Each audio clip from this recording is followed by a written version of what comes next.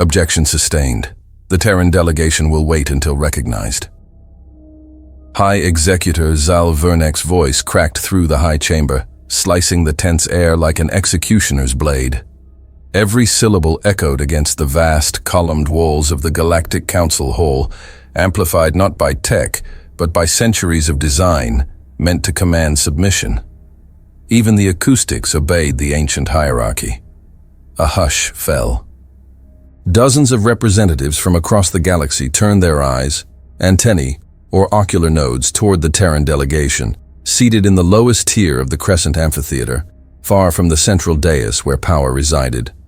Above, massive holograms of the forbidden sectors spun in solemn grace, casting ghostly reflections across the mirrored obsidian floor. Symbols etched in spectral light spiraled endlessly, glowing in ancient code no one truly understood. Least of all the proud heirs of the Anil Zan. The chamber had been designed to dwarf even giants. Colossal pillars plated in weathered gold stretched from floor to ceiling, a testament to the arrogance of empires past. Between them, the reflective floor warped and twisted every movement, distorting light, reshaping truth. No image stayed whole here. Everything bent to power. And today, power wore green-gray skin and golden eyes. The Ishkuran delegation dominated the central podium.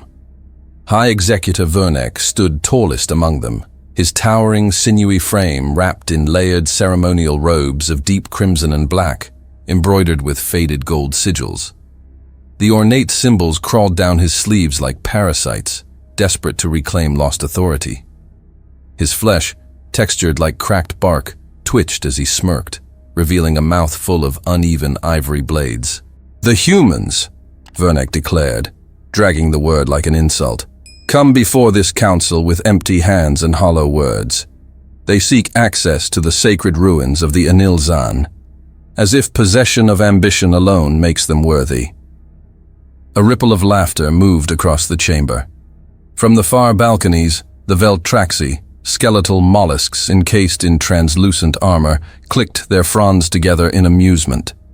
The Arxidans, stone-skinned and hunched like statues with wings, emitted low, resonating growls of derision. Even the Plerathi, multi-limbed, translucent beings suspended in hover chairs, flashed bioluminescent patterns of disdain. At the back of the Terran group, Lieutenant Devon Hart leaned forward, his jaw clenched so hard his teeth clicked. "Sir," he whispered, barely audible over the ambient murmurs, "are we just going to let them say this?" Commander Marcus Stan didn't respond at first. His eyes were fixed forward, unmoving. The spinning holograms of the forbidden sectors cast flickering light across his face, eyes sharp, jaw tense, expression carved from restraint. When he finally moved, it was with quiet command. He lifted 2 fingers and held them mid-air. A signal. Hold.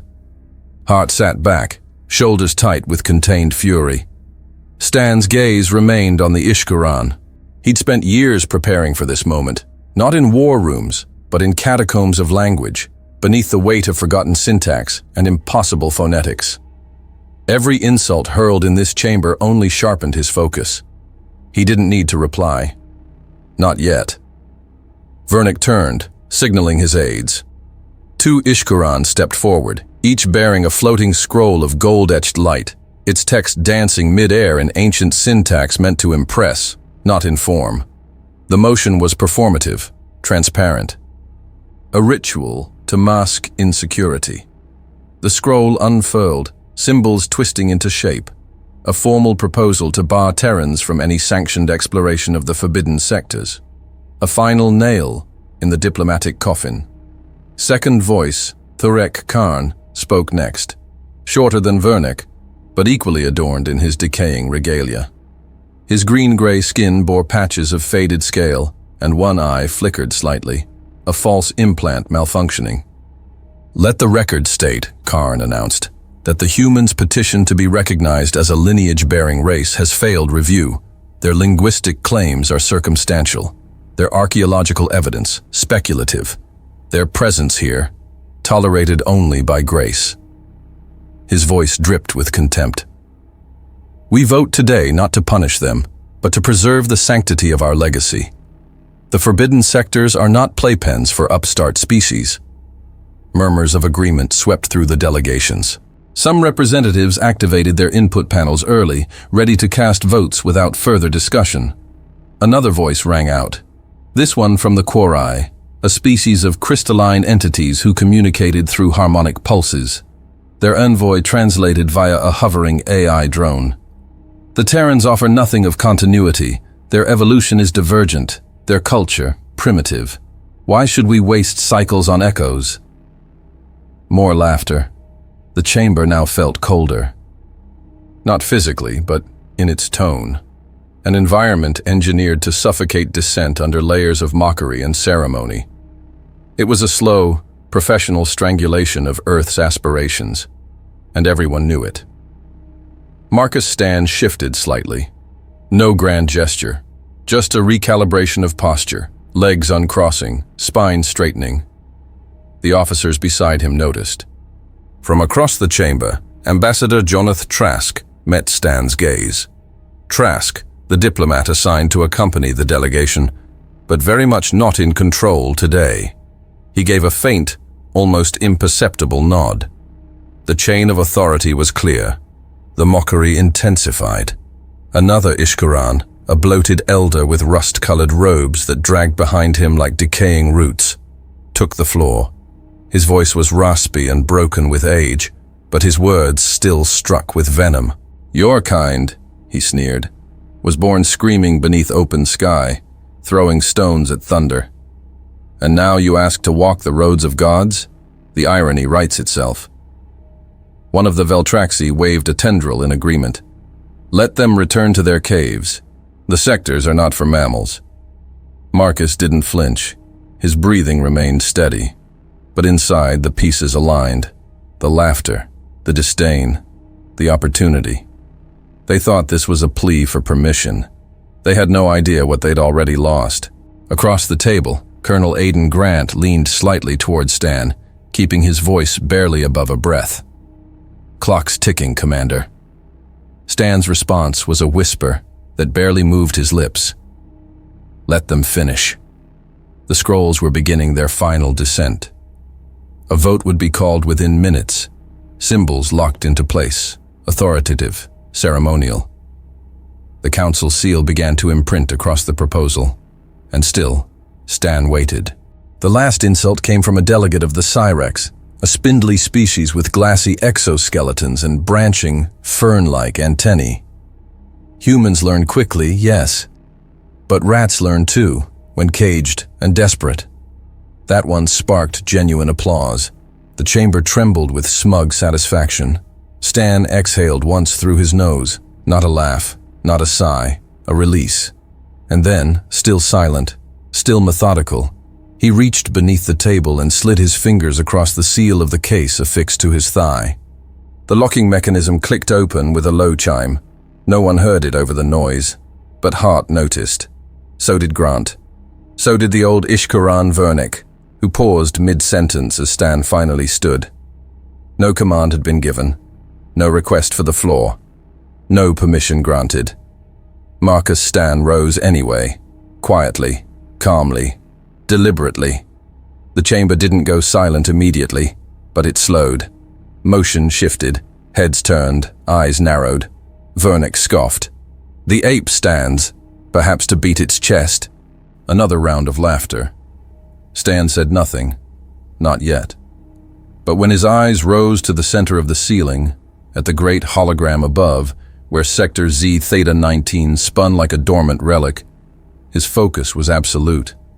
He could almost feel the resonance, the hum behind the silence, the pressure of forgotten syntax stirring in his throat. They had called his people savages. Now they would hear the language of their gods. Beneath the weight of stares and laughter, Marcus Stan stood alone. The council hall buzzed with contempt disguised as order. And yet, as he faced the torrent of scorn, another scene returned to him. Not of jeers or gold-plated arrogance, but of silence, dust, and forgotten stone. The flicker of memory came sharp and immediate. a cold lab buried beneath the Siberian crust 3 decades prior. Light flickered overhead as a brush scraped gently across an ancient Sumerian tablet. Dr. Hamid Faraz, lead archaeologist, squinted behind thick lenses smeared with grime. The tablet, older than any recorded human script, trembled slightly on the edge of its containment field. Around it lay fragments of something inhuman. Corroded metal plates, etched with alien geometry, half fused with obsidian and time. "This one's different," Faraz whispered, more to himself than anyone else. The syntax folds. On the far wall, a female assistant, Dr. Kiraskov, cross-referenced glyphs on a transparent scroll. Her eyes darted between tablets and projected translations. "Sir," the base structure repeats, almost like a binding chant. "But these..." She pointed at a pattern resembling inverted spirals. "They're not Sumerian. They're not even human." Faraz didn't respond. He stepped back, watching as the resonance scanner lit up in flickering bursts. Alien symbols shimmered into visibility, buried beneath the clay script of an ancient civilization. Not overlaid, embedded, layered. The same strange forms that spun over the forbidden sectors in the council hall. He turned to the comm station. "Contact Project Deep Echo. Tell them we may have correlation." Weeks later, in an undisclosed facility beneath the Andes, a new scene unfolded. Low-lit, oxygen-regulated chambers lined with acoustic dampeners and privacy fields. A narrow group of minds had assembled. Linguists, historians, cryptologists. Military analysts sat at the back, silent, their uniforms stripped of insignia. At the head of the table, Rear Admiral Jonas Harland watched the data scrolls unspool. "The evidence suggests," said Dr. Anton Salamanca, voice calm but brittle with exhaustion, "that the Sumerian language contains syntactic residue of Ishitar-Kar, the sacred liturgical language of the Enil Zan, as reconstructed from artifact clusters across at least 11 dead worlds." He tapped the air. A floating glyph spiraled above the table. It rotated slowly, a fractal crest that shimmered between written character and sound wave pattern. This symbol appears both in Uruk period stonework and on Enilzan monoliths, found on Z Theta 19. Identical. That should be impossible. Harlan didn't flinch. "Are you suggesting humans have a linguistic inheritance from a civilization predating our recorded history by at least 30,000 years? Salamanca folded his hands.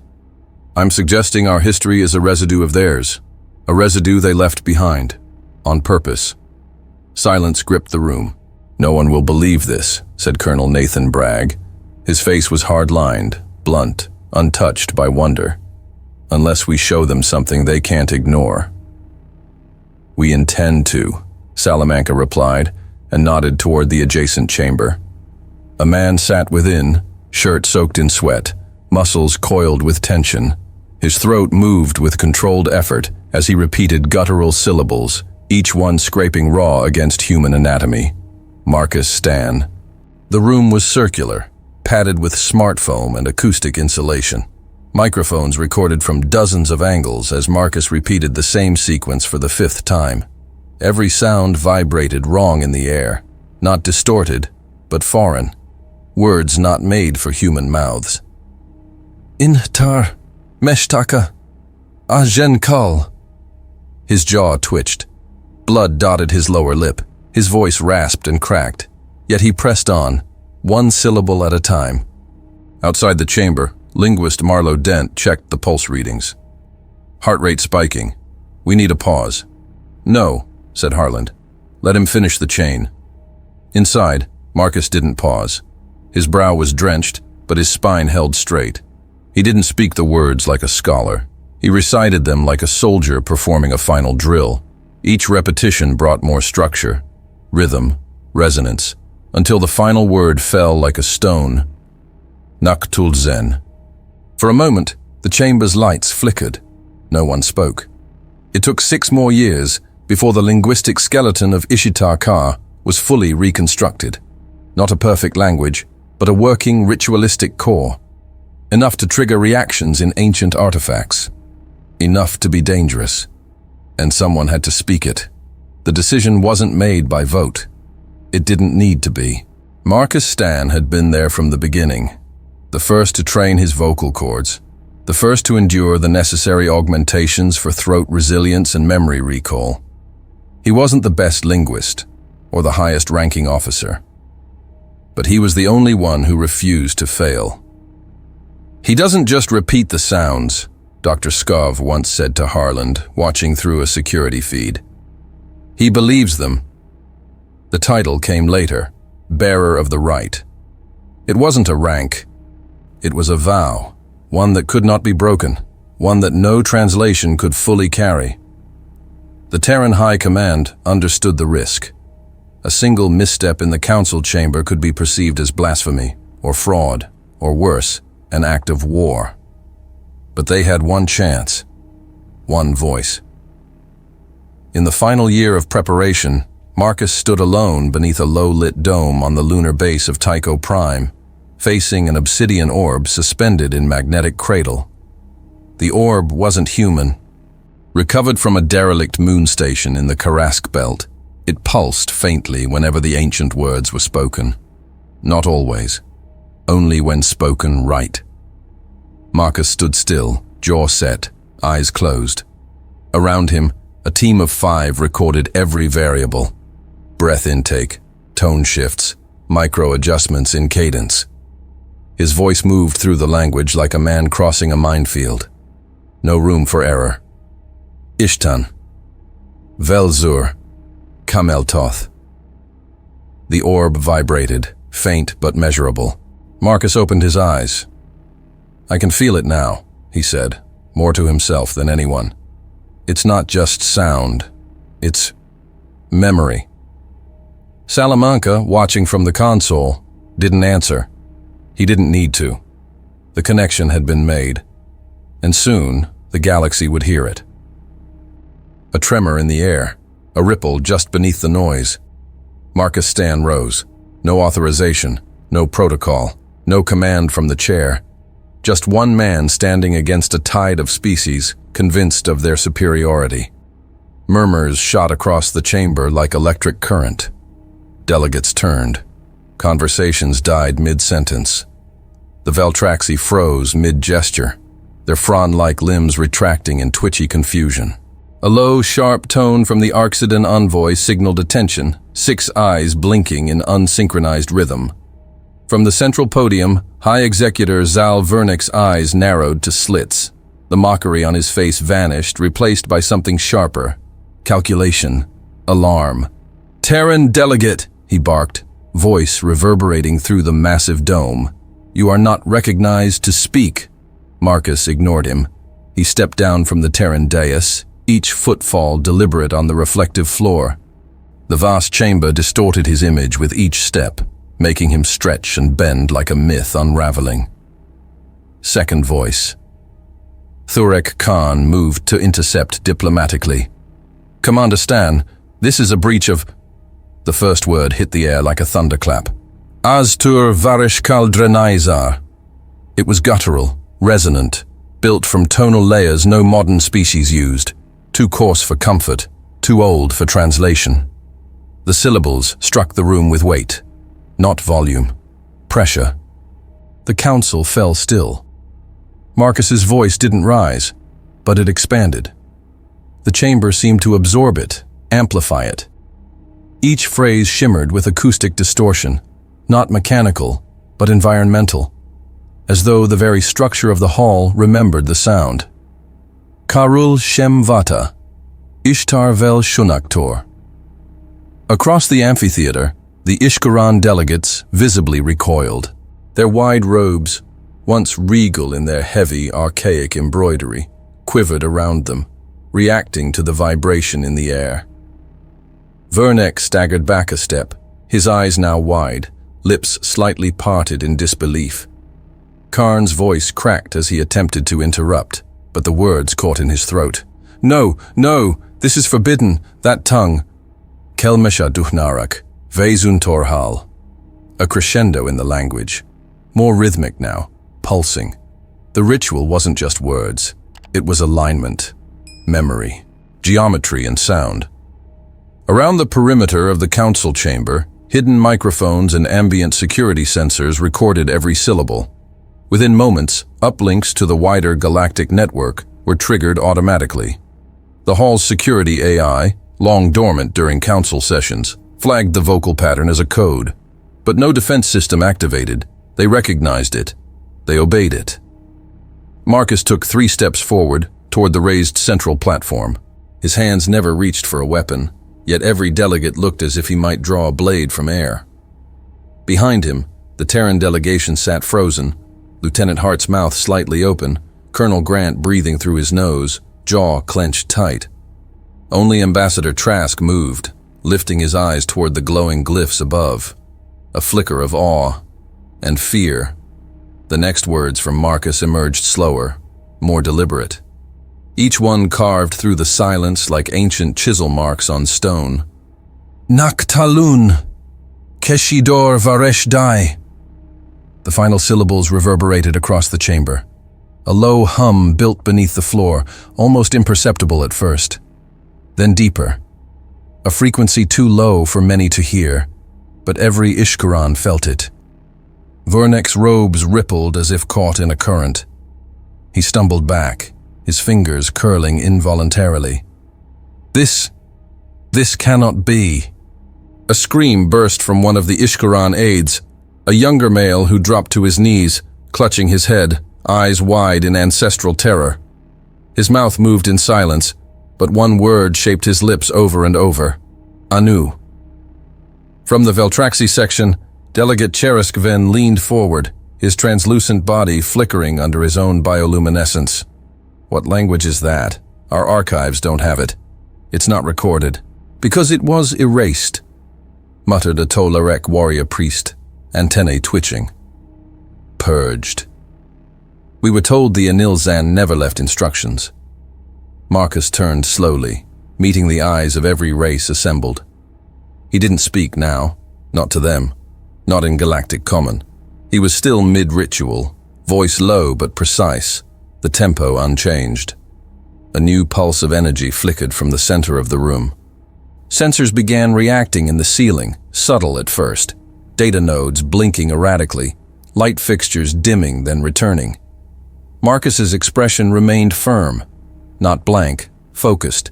Not just a man doing a job, one who knew the cost, the risk, and the history bearing down on this moment. The ritual surged forward. Vel Koran, Sha'anur Taijen, the symbols rotating above the council, holographic depictions of the forbidden sectors, suddenly shifted. Their axis changed, unprompted. The projections zoomed in on Sector Z Theta 19. One specific ruin cluster began to glow in amber tones. Impossible, hissed Thurek Karn, now fully retreating from the dais. The artifacts, those glyphs were unreadable. They were unreadable to you, Trask whispered. Around the room, a spectrum of reactions exploded. The Quori flared with pulsing red light, their tones fluctuating in alarm. The Plurathi's chair limbs flexed downward, curling protectively. The Arxedan remained still, but one of their members removed his helm, revealing jagged fangs. His gaze locked on Marcus with primal recognition. Only the Ishkaran looked truly afraid. The voice of Ishitar Kar carried across time not like a memory, but a warning. From the side aisles, diplomatic aides began to scramble, uncertain whether to intervene or run. Two of them tripped over each other trying to exit discreetly. A third fell to his knees, trembling. But Marcus continued. Every muscle in his body had been trained for this, not just to speak, but to channel the right. Vel Anura, Sekhatir Volthun. Silence fell so complete, it seemed the council itself had stopped breathing. Then, the final cadence. Ishtor Valneth, Anunar Kesh. And with that, he stopped. The ritual was complete. The air still vibrated.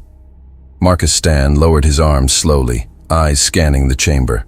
He said nothing else. There was nothing left to say. The language had spoken for him. Behind him, the Terran officers hadn't moved. Not out of fear, out of weight. As if they too felt the echo of something vast pressing against reality. A moment passed, and then another. And then, somewhere deep beneath the floor, the sound of shifting mechanisms stirred. But that would come next. For now, the voice of the ancients had returned. Marcus Stan took his first step toward the eye of Anu. Not a sound followed. The council chamber, so recently echoing with jeers and disbelief, had been reduced to stillness. Not silence. Stillness. That dense, oppressive weight that falls over a room when reality splits and no one knows whether to breathe or scream. The eye hovered at the rear of the chamber. A monument, a relic, a centerpiece. For generations it had been treated as symbolic, a museum of lost mysticism encased in ceremonial chains and projection fields. The council's architects had built around it, not understanding it, but fearing to destroy it. The eye of Anu had always been there, staring without purpose. Now, it pulsed faintly, a resonance built with every step Marcus took. Vernek's voice cut the air with desperation more than command. "Stop him! That thing is sacred!" Stan didn't stop. He moved like a man inside a memory, deliberate, certain, unshaken. Each footfall on the mirror-floored aisle sent ripples through the shifting reflections of the council's golden pillars. The chamber itself seemed to lean in. Karn lunged forward. "This is heresy. You don't understand what you're—" Marcus lifted his right hand, palm outward, and spoke a single word in Ishitar Kar. Teshnval. The vibrations returned instantly, subtle at first, like a pressure shift. Like a frequency you don't hear so much as feel, crawling beneath skin and bone. Dozens of sensors embedded in the architecture of the council lit up simultaneously in warning. A diplomatic guard stepped forward from the shadows of the Ishkuran gallery. He froze after 3 steps, gaze fixed on the artifact. His weapon, an arc staff of violet plasma, crackled, then shut down without prompt. The eye had noticed him. Marcus reached the base of the platform. The eye loomed above him, an obsidian sphere twice his height, cradled in an open array of concentric rings inscribed with unknown geometry, floating mid-air. Each ring moved slowly, humming as if orbiting a star not visible to the eye. His fingers flexed once, then settled, and he began. His arms rose in a slow, ancient gesture, palms toward the eye, elbows bent, fingers curved in deliberate sequence. His feet shifted in a spiral, left heel dragging a short arc across the floor's reflection, his breath aligned with the motion. One movement at a time, Marcus executed the ritual that no one alive remembered. Karul Ven, Az Talom, Nashiraden. The symbols on the rings flared gold. Then the eye moved. No engine sound, no mechanism, just motion. Sudden, absolute, terrifying in its simplicity. The rings shifted alignment, rotated in opposite directions, then snapped into perfect synchronicity. The orb pulsed. A wave of air burst outward. The floor shimmered. Reflections buckled, as if reality had been dipped in boiling oil. Cameras auto-adjusted. Light sensors blinked in confusion. Screens across the council flashed red in a dozen languages. Unidentified system activation. Authority override detected. One of the Veltraxi dropped his translator rod. It floated halfway to the floor, then hung there, weightless. Papers tore from consoles. Delegate robes lifted in unnatural currents. Chairs shifted, metal groaned. Gravity had been rewritten. And then the eye spoke. A voice. But not one voice. Dozens of voices, layers stacked upon one another, some booming, some whispering, all speaking from different points in the room, from above, below, behind. The words echoed through space itself, bypassing acoustics, vibrating directly through bodies. Watchers of the origin recognized. Access conceded. Chaos erupted. The chamber exploded in motion. Alarms howled, blaring in every frequency range, organic and synthetic. Security barriers flared red. The great projection dome above the chamber fractured into shards of light, its hologram splitting, stuttering, blinking through multiple locations across the galaxy. Commander Trask stood, gripping the edge of the Terran table. "They did it," he muttered. "God help us, they really—" Colonel Grant was already tapping his communicator. "Scramble protocols. Flag Earth Command. Confirm full transmission. Now." A Plurathi diplomat screamed through flashing light, spinning in his hoverchair toward an aide. "Shut it down! Disable the field!" The aide didn't respond. His ocular implant had gone black. Thurek Karn stumbled against a side rail. His robe had come unpinned, dragging behind him as he turned toward Vernek. "Shut him down! Issue command protocol!" Vernek didn't move. His golden eyes had gone glassy. He stared not at Marcus, but at the eye, now burning from within. He whispered one word, barely audible. "Anu." The chamber's ceiling bent inward, or appeared to. Light refracted in impossible angles. The pillars warped like molten copper. A low vibration trembled through the floor, subsonic, like tectonic plates grinding. One of the quori fractured under its own harmonic field and went silent, its body collapsing into a pile of crystal dust.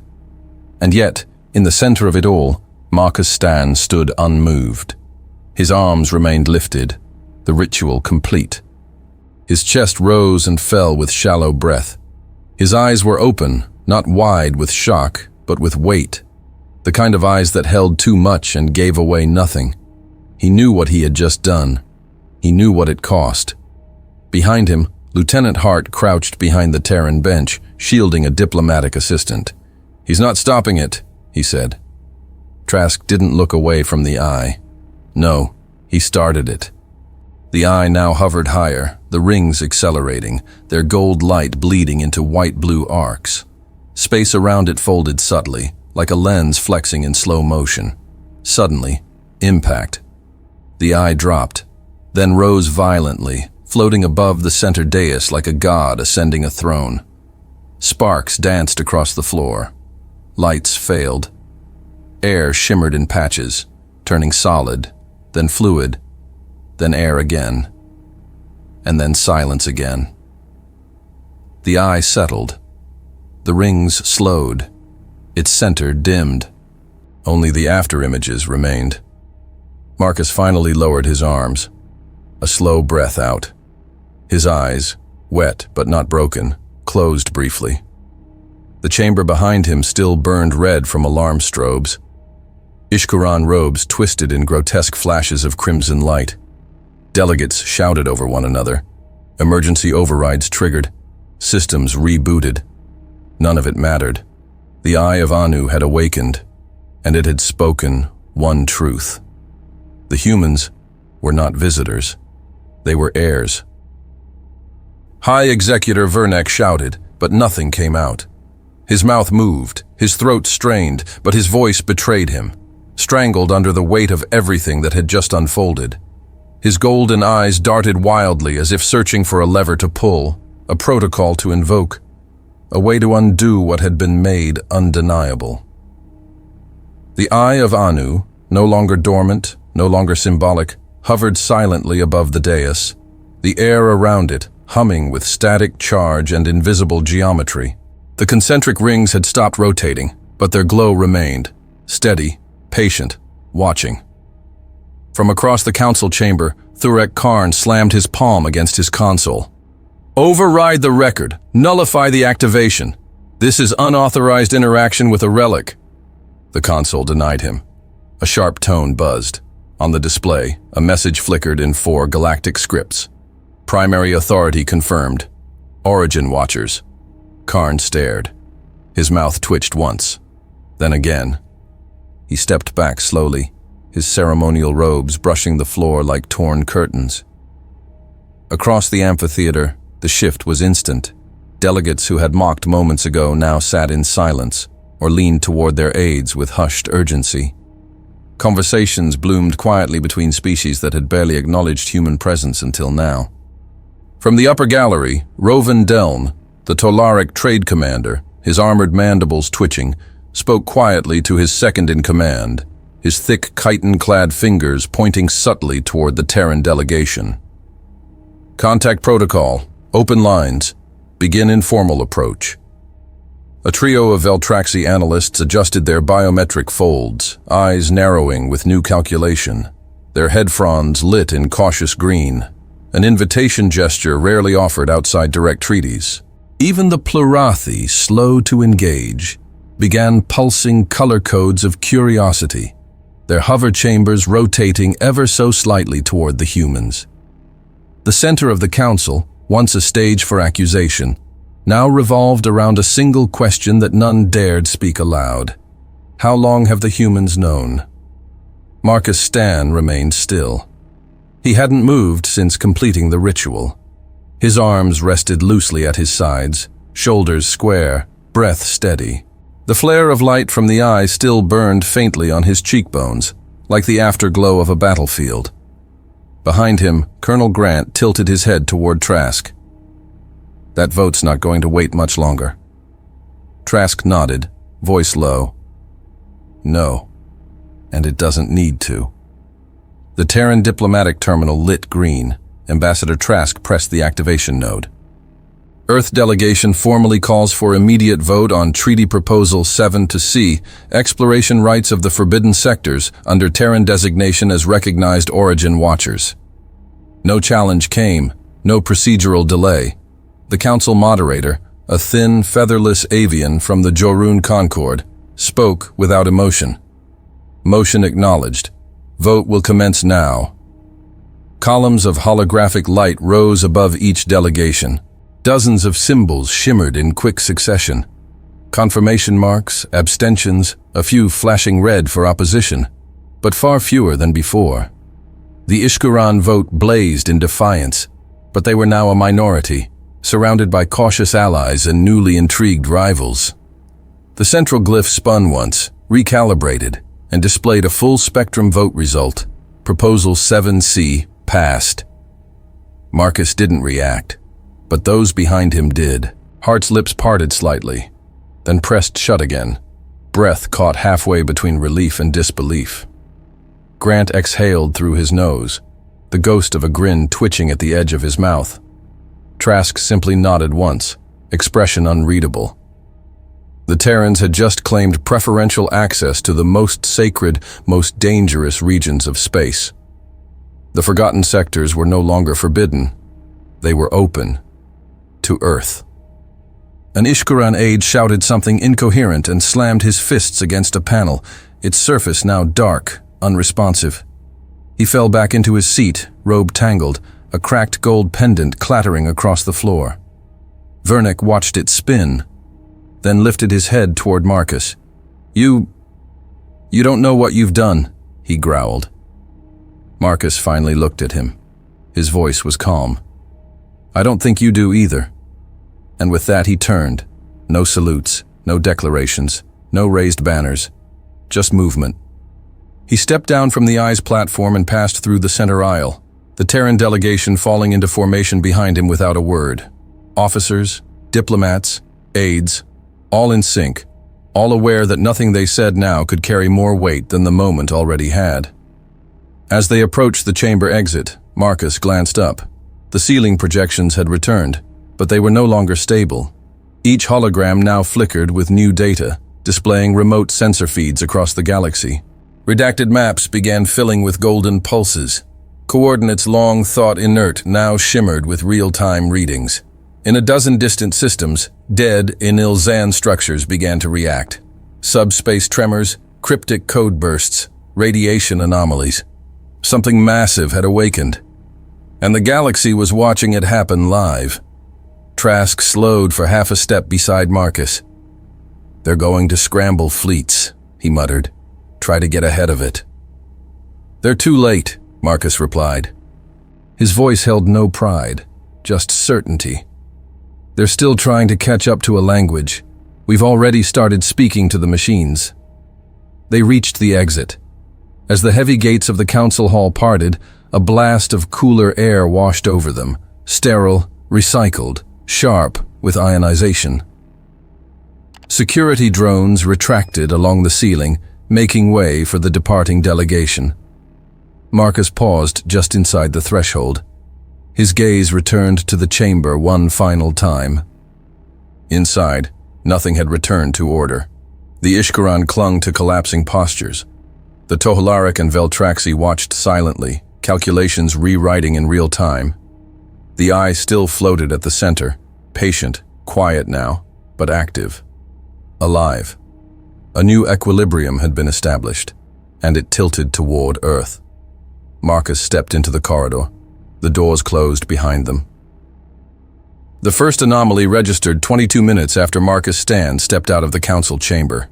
Not on Earth, not in Sol, but on the edge of the Dervan Rift, where an automated Terran outpost, Outpost Sagan, had sat idle for 6 years, watching nothing. Now, its sensors were screaming.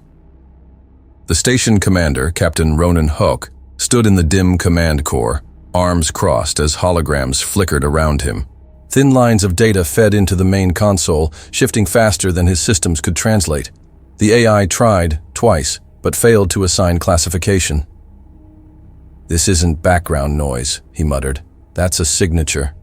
His comms officer leaned over her panel.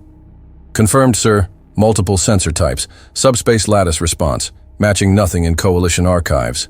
Another tech chimed in. "Sir, it's not just one ping. We're getting echoes from deep wake relays in the far Yana cloud. Something's responding in layers. Patterns." Huck turned toward the center display. One image stood out. A pulse signature, oscillating at irregular but recursive intervals. The waveform resembled a spiral, familiar in shape, but impossible to match. "Get this to command. Priority Omega. Now." By the time the transmission reached Earth, 12 more stations had reported similar spikes.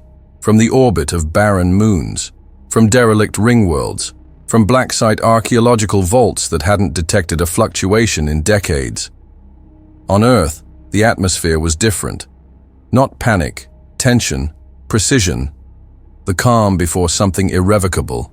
The Strategic Response Complex in northern Finland, buried under 1/2 kilometer of bedrock and iron-hardened shielding, lit up with activity. Massive holographic displays mapped the galaxy in real time. Red dots multiplying with every update, synchronized in their inexplicable awakenings. Marcus stood near the edge of the central table, arms behind his back, watching as dots flared across the eastern rim and the forgotten bastion expanse. His uniform was crisp, unadorned except for the black-on-silver Terran sigil over his left chest, a broken ring encircling a silent eye. General Thorne paced across the chamber. Heavy-set, built like a combat vehicle in dress blues, he cut an imposing figure. His voice was gravel over steel. "I want answers. What the hell did we wake up?" Across the table, Dr. Anton Salamanca, older now, thinner, eyes darker from years buried in linguistic impossibilities, tapped the nearest console. "We didn't wake something. We responded to something. The eye wasn't a door, it was a signal." "To what?" Thorne snapped. "To everything," Salamanca said. It was a recall. General Ishiro, recently reassigned from the Solar Defense Initiative, leaned forward, his scarred hands clasped tightly. "We have to assume the activation cascade is expanding. The more sites respond, the more substructures awaken. If we wait, the other factions will gain ground." Thorne turned toward Marcus. "You've been the closest to this. What's your read?" Marcus's voice was calm, but every word landed with precision. "The Eye of Anu was never meant to be symbolic. It was a verification node. It didn't just confirm lineage, it restored command protocol. That pulse we triggered, it's syncing legacy systems, waking defenses, networks, gateways, maybe more." "And the Council?" Thorne asked. "They're trying to suppress it," Marcus replied. "We intercepted a memo, classified under Coalition Threat Containment Protocol 9. They've flagged us as unstable claimants. They won't act yet." "They'll wait," try to spin it as a malfunction, until they can't anymore. A moment of silence. Then, Thorne looked to the room. "Options? Deploy scouts," said Admiral Brenner. "Tactical fast response cruisers. We map and hold the sectors we just gained. If the systems are waking, we need eyes in orbit yesterday." "No," said General Ishiro. "We need an integrated response, multidisciplinary, military, scientific, linguistic. We're not just looking for threats. We're interfacing with systems older than history. We move too hard, we might break them. Or trigger something worse," Salamanca added. Marcus stepped forward, placing both hands on the table. "We do both. We prepare military escort, but the core of the mission is understanding. No land grabs, no blind conquest. We treat every awakened site like an intelligence node. We approach them as inheritors, not invaders." The room went still. Thorne stared at Marcus, then gave a slow, shallow nod. "All right. Draft the teams. Prepare the expedition." The formal order came 4 hours later. Mission designation, Sentinel-1. Objective: establish first contact with activated legacy systems within the forbidden sectors. Secure sites. Decode transmissions. Prevent external interference. Within 48 hours, Earth Command had dispatched encrypted signals to strategic posts across Terran space. Ships were rerouted, clearance protocols elevated, archive access unsealed. The old network buried beneath Mare Imbrium came alive for the first time in centuries, its comm channels trembling with heat and movement. From orbital station Typhon 6, Captain Rael Donovan stared at the sensor feed with disbelief. "Sector 9 just went active," his chief analyst said. "We're getting thermal blooms from a dead gas moon and, wait, there's motion, synchronized, like internal systems turning on." Donovan leaned forward. The screen flared with deep gold outlines, structures buried under kilometers of ice, machinery the size of cities. "Send that upstream. Confirm priority alpha," he said. He paused and prepped the hangar. Marcus reviewed the final roster himself. He stood with Colonel Grant in a narrow operations bay, the noise of boarding preparations echoing beyond the glass. The first wave would be small, precision over numbers. "Archaeological Command's sending Skav," Grant said. "She was part of the original tablet team. She knows the linguistic architecture." Marcus nodded. "Good." Grant crossed his arms. "You sure we're ready for this?"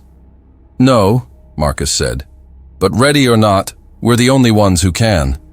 Behind them, the engines of the Svalin roared to life, the lead Terran vessel bound for the forbidden sectors.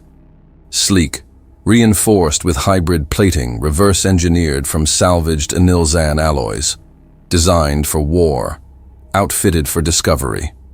As they walked toward the boarding ramp, the stars beyond the viewport shimmered with unknown promise. More systems would wake, more truths would rise, and more factions would come.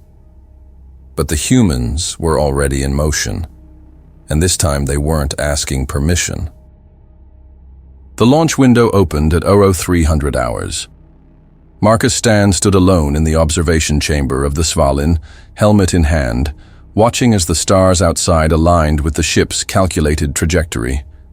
The window was a thin, vertical slit of reinforced crystal, just wide enough to glimpse the vast silence ahead, the edge of known space, and beyond it, the first confirmed coordinates within the forbidden sectors.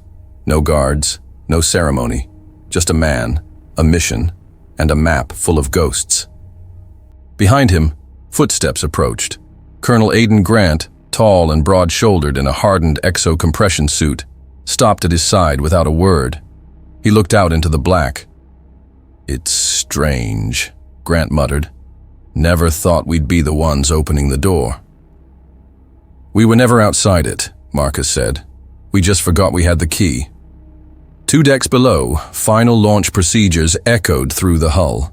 Magnetic clamps disengaged. Engineers sealed compartments. Marines and linguists made their way to their assigned berths. The Svalin was the lead vessel of the expedition fleet, escorted by 2 recon ships and a mobile analysis platform retrofitted with deep environment archaeo-scanning tech.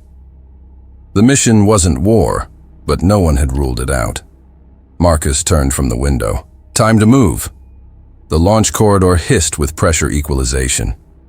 When the clamps released, there was no dramatic jolt, just the sudden, subtle shift of inertia that told every crew member the journey had begun. The fleet sliced silently into the void, riding on gravitic distortion engines. A golden thread of plasma curled in their wake, faint and vanishing quickly. The route had been plotted days before, based on the geometric pulse patterns from the Eye of Anu, an encrypted map embedded in the ancient language, only fully decoded by Salamanca and Skov days before departure. In the barracks module, Lieutenant Devon Hart ran diagnostics on his HUD, then looked up to see his team murmuring in low voices, some joking quietly, others staring into nothing. "First time off the edge of the map?" he asked the squad. Corporal Isaac Len grinned. "I always figured first contact would be weird. Just didn't think it'd be with our ancestors."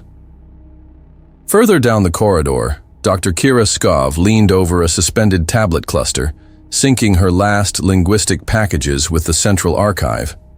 Her eyes, sharp and constantly scanning, paused briefly on a line of glyphs that glowed faintly through her display's anti-reflective coating. She didn't smile, but she didn't look afraid. In the command deck, Marcus watched as Sector Theta Z19 came into range. No stars lit the area. The system ahead was old, cold, and scattered with debris. What had once been a stable planetary cluster was now a fractured belt of asteroids and planetoids, orbiting a dying dwarf sun like vultures around a carcass. But between the shadows, they saw it.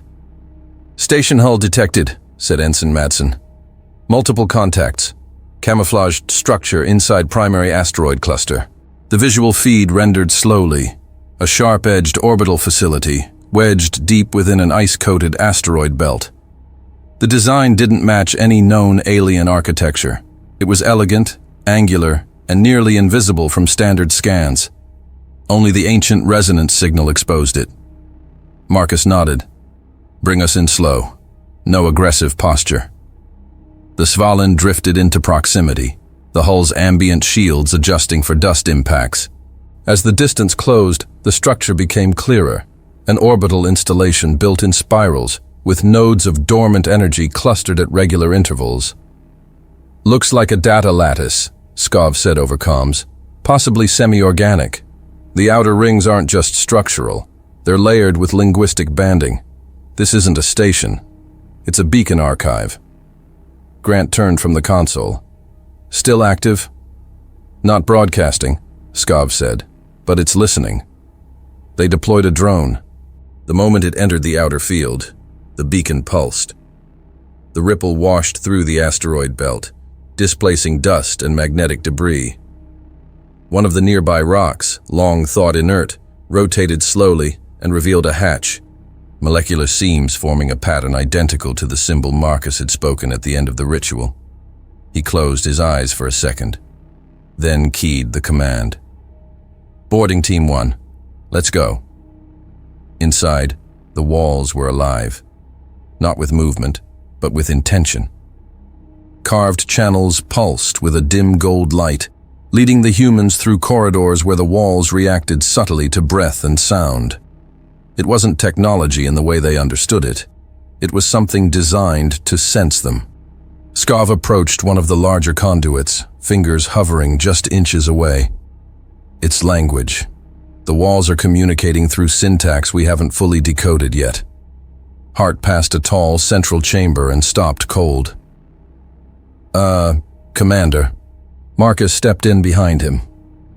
At the center of the room stood a column of suspended data, rotating spheres of translucent, semi-living matter, slowly rearranging themselves. As they rotated, light patterns formed glyphs, then dissolved, then reformed. It was thought, etched in 3 dimensions. "It's a living archive," Skov said from behind.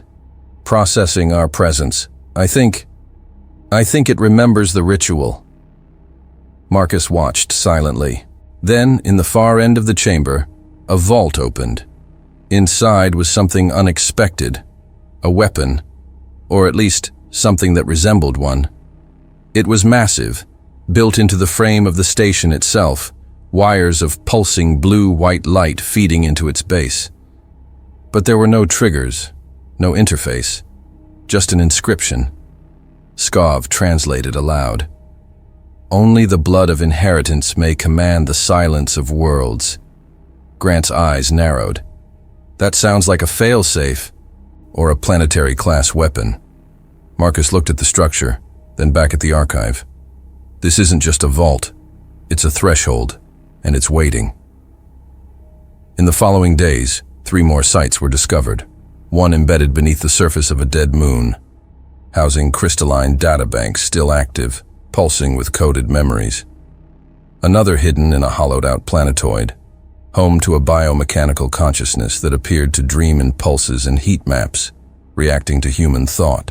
The last, a dormant weapon platform the size of a Terran carrier. Still charged, still functional. Each site responded to human presence. Each site ignored the alien signals being fired desperately from approaching fleets, Veltraxi scouts, Tohlarek long-range craft, even a rogue Ishkuran corvette, all arriving too late, trying to breach coordinates already sealed by the ancient protocol. "Still nothing for them?" Grant asked on the bridge. "Nothing," Skov confirmed. "We tried sending their command strings. The systems don't even recognize their authority." Marcus stood at the helm, staring out into the dark expanse. One by one, the lights of ancient machinery were coming alive, and for the first time, they knew who to listen to. Humanity had not arrived. It had been expected. The chamber opened without a sound. Marcus Stan stepped forward, the black composite soles of his boots pressing against polished obsidian alloy. The others hesitated, Grant, Skov, Hart, but followed seconds later, drawn in by the scale. The doorway behind them, 10 meters high and carved with symbols untouched by time, sealed itself in silence. The interior glowed. No lights, no fixtures, just radiance.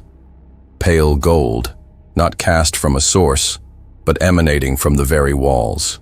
The ceiling was lost in height, vanishing into darkness that seemed to bend light itself. Across the floor stretched a massive circular platform, engraved with radial bands of text and geometry, too complex for any algorithm to render. It was not a command center. It was a throne world, the station's core control nexus. Skov's breath caught audibly. "It's real. All of it." A moment passed before she added, quieter, "This isn't just tech. It's a crown." Marcus walked to the center of the platform. At its heart stood a pillar, 6-sided, transparent, humming with low-frequency vibration. Inside it, floating in magnetic suspension, was a single crystalline rod etched with the sigil of the Anil-Zan. He looked at it. The others didn't move. Then, without ceremony, he reached forward and placed his palm flat against the interface panel. The response was instant. The entire floor came alive. Lines of light erupted from the base outward, tens, hundreds, then thousands of golden circuits surging in every direction, across the floor, up the walls, into the air. Symbols ignited in concentric waves, rippling in perfect synchronization.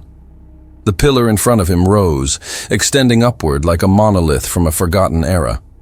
A low pulse rang through the chamber, not audible, cellular. It passed through their bones, through their blood. Skov fell to one knee, clutching her datapad. "It's reacting to our biosignatures," she said. It's reading us."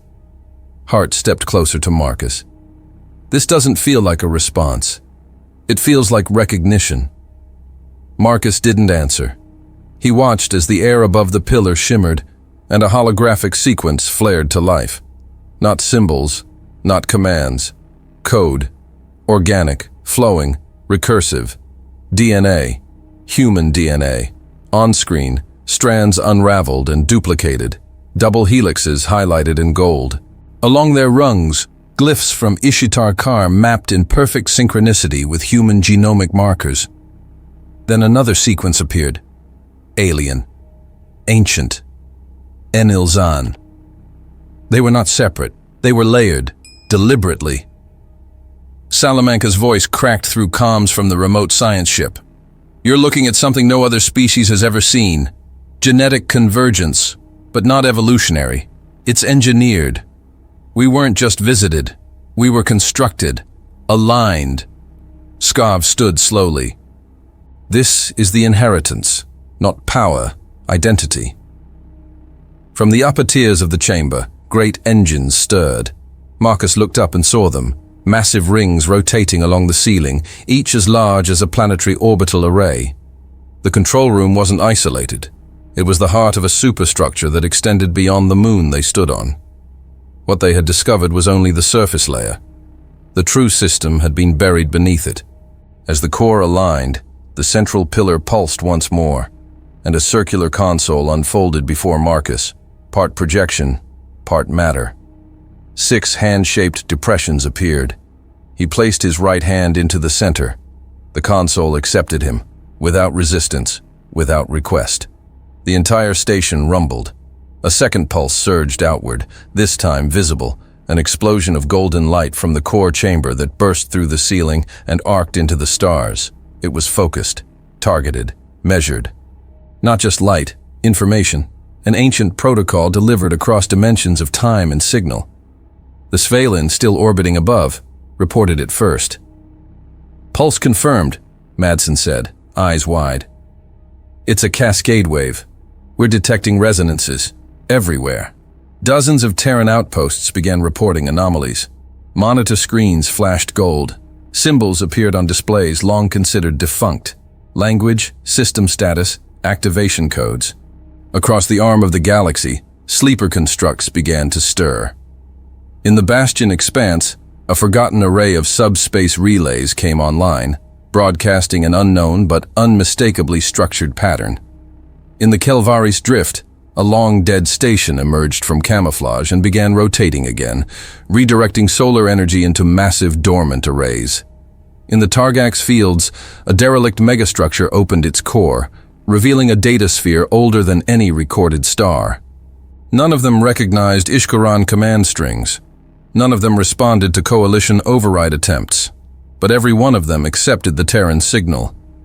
And then it happened. From the core station beneath Marcus's feet, a final surge. The pulse ignited, brighter than any before. A dome of light exploded from the central chamber, consuming the station interior in a soft golden blaze.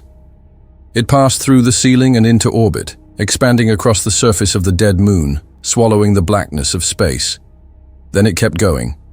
The wave traveled faster than any conventional propulsion, an FTL resonance, visible only through subspace bleed, but bright enough to be seen with the naked eye from orbit. Hart stared from the Svalin's command deck. "What is that?" Skov whispered. "It's waking the galaxy." Out in the void, alien vessels watched in silence. Veltraxi scouts halted mid-approach. Tolarek strike craft, hidden in comet shadows, disengaged. Even the Ishkaran patrols, slow, bitter, determined, reversed course, their sensors overwhelmed by the signal they no longer owned. And one by one they began to understand. It was not a Terran beacon. It was a call to memory, a reactivation of a covenant written into the very fabric of one species alone, humanity. Inside the chamber, Marcus remained still as the light faded. The console retracted. The central pillar dimmed. Silence returned. He looked around, at the vast, ancient machinery now at peace. He closed his eyes. One breath. Then he spoke, his voice steady. "They didn't leave us power. They left us purpose." No one answered. They didn't have to. "Hey, you're still here. That's awesome. Hope you had a great time with the story. Remember to hit the like and subscribe buttons. It really makes a huge difference to the channel. And hey, I've got something else for you. I've chosen another story that I think you'll really enjoy. Just click the card right here, or hit this one to jump into the full playlist. See you in the next one.